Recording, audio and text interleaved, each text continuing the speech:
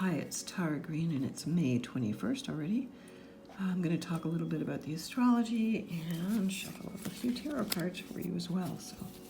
All right, so the moon is in Virgo, so we've been feeling kind of earthy and practical and nitpicky and a little OCD when the moon's in Virgo. Also pay attention to your digestive system when the moon's in Virgo, because that's the part that's being affected. So the Virgo moon squares Mercury in Gemini, and so Mercury actually rules both these signs, Mercury and Gemini. So it's quite a harmonious thing. That's early in the morning, so you might be full of lots of thoughts, let's put it that way, lots of new ideas and sort of planning, organizing, and whatnot.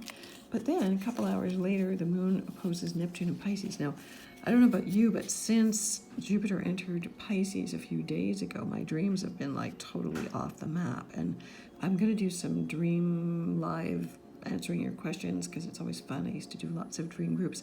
So do pay attention to your dreams. So you may kind of want to stay in dreamland, or the whole day might feel like a big dream, or like what a day for a daydream. Remember that song? Okay.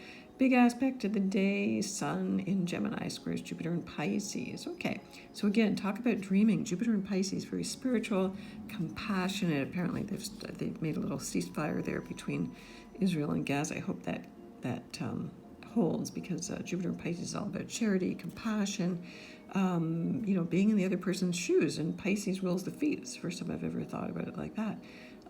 So talk about what moves you in your dreams spiritually.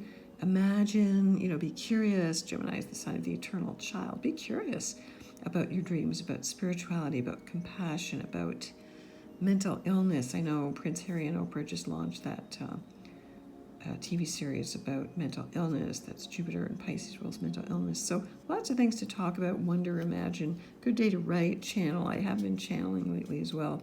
The moon trines Pluto in Capricorn, so that's a nice grounded aspect. That's at 3:56 p.m. That's Eastern Daylight Time. And then the moon goes void, of course, for the rest of the day. So it means it's kind of like you can do whatever you want. The moon will enter Libra, though, actually at 9:35 p.m., so 6 hours later, mostly. And then it's all about, the moon's in Libra for all weekend until the 23rd. So leading up to the big Sagittarius solar eclipse, which I'm going to talk about too, moon's in Libra, we're trying to achieve some balance, some peace between opposing factions, which are actually complementary parts. So it's quite socializing. Again, ruled by the planet Venus. Venus is in Gemini right now, so you might have two lovers, two job offers, two of everything going on. Everything's quite dualistic. So moon in Libra, very conscious of its social position. Moon in conjunct Jupiter in Pisces. So maybe you don't really get your friends who are into, being very spiritual and compassionate and saging and talking about all this spiritual stuff. You may not really get it, but you're trying to catch up. The moon trines Sun in Gemini. So again, very things are quite light. Libra is an air sign. Okay. And that general tone will continue all weekend. Okay, gives it a bit of a breather. Now, card for the day. This is the Knight of Inspiration. So this is the beautiful Muse Tarot. See, there's fireworks going off there. Beautiful Muse Tarot. Quite a feminist deck. There are no male figures in this. This is like the card of Sagittarius. So if you're a Sagittarius, speaking of the Sagittarius, total lunar flower moon, blood moon, eclipse, happening on the 26th. Okay, some of it will be visible in North America. I'm up here in Toronto, Canada. I have to double check if I'm going to get to see it or not. But here's the card of Sagittarius. So, the tarot always works with synchronicity. So the Knight of Inspirations, that is the key word for Sagittarius, inspiration. So we're going to look at what inspires us, what inspires us, what we want to shoot higher for, what we want to aim higher for. That's all Sagittarius. We want to be optimistic. We want to have faith. We want to be totally honest and transparent. So you got to tell it like it is with the Sagittarius lunar eclipse. Now, lunar eclipses are quite karmic because they are created by the moon's nodes, the lunar nodes. So this is a south nodal Sagittarius lunar eclipse. NASA uses these same lunar nodes to predict eclipses. So at this point, this is one of the few things that astrology and astronomy still agree on. So South Nodal lunar eclipse, if you look it up, it'll tell you which Saros cycle it belongs to. They repeat every 18 plus years at the same time. So this one at 5 degrees of Sagittarius is pretty close to the archangel star Uriel, which is Antares. That's the rival of Mars.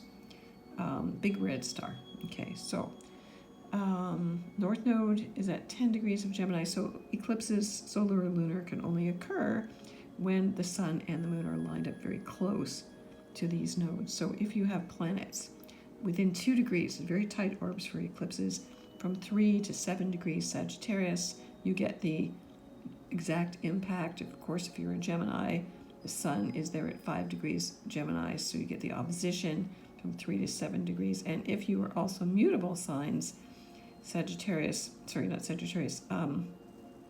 Virgo and Pisces, within 3 to 7 degrees, then you also get impacted. Now, Jupiter is only at 1 degree of Pisces, but it is actually squaring the sun and the moon, bringing in, pushing for its very spiritual agenda. Jupiter rules Sagittarius and Pisces, so Jupiter is very important there.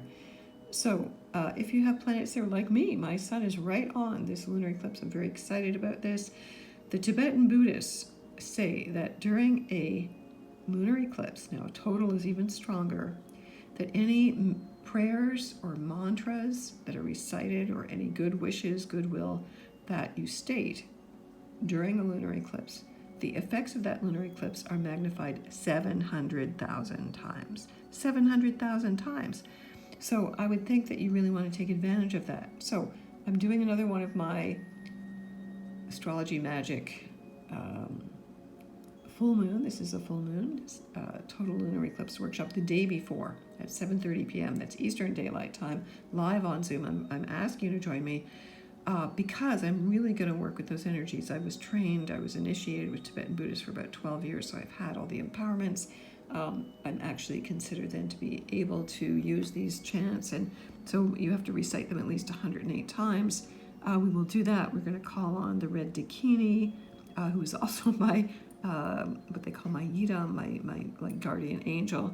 I'm going to talk about the astrology, but it's basically about channeling the energies. I've also been channeling the Arcturians the last few days, so we're going to bring those in too. And then, the moon is trining Chiron and Aries, so this is a big time to heal our wounds. There's so much going on here. So please join me. You can sign up on my website at tarottarot.com. I have a sliding scale now. It's in Canadian funds, so from $18 to $28. So, to make sure that everybody can come, and it's wonderful. We really build a beautiful group energy. I talk about the astrology transits, and then I basically give a big guided meditation. We're all kind of united. I have people from all over the world coming, so please come and join me if you want to find inspiration, if you want to aim higher, if you want to really change your life. This is a major life-changing eclipse, followed by another one, a solar eclipse in June. So let's get started on eclipse season. Yeah, if you want to get in touch with me, I'm at tarottarot.com. Follow me on my blog at infinitynow.wordpress. Sign up here and subscribe to me here on YouTube. I'm on Twitter. I'm on Instagram. I'm even on TikTok sometimes. So wishing you the many blessings of the day. I'm going to be busy leading up to this, getting ready for this wonderful eclipse. Blessings.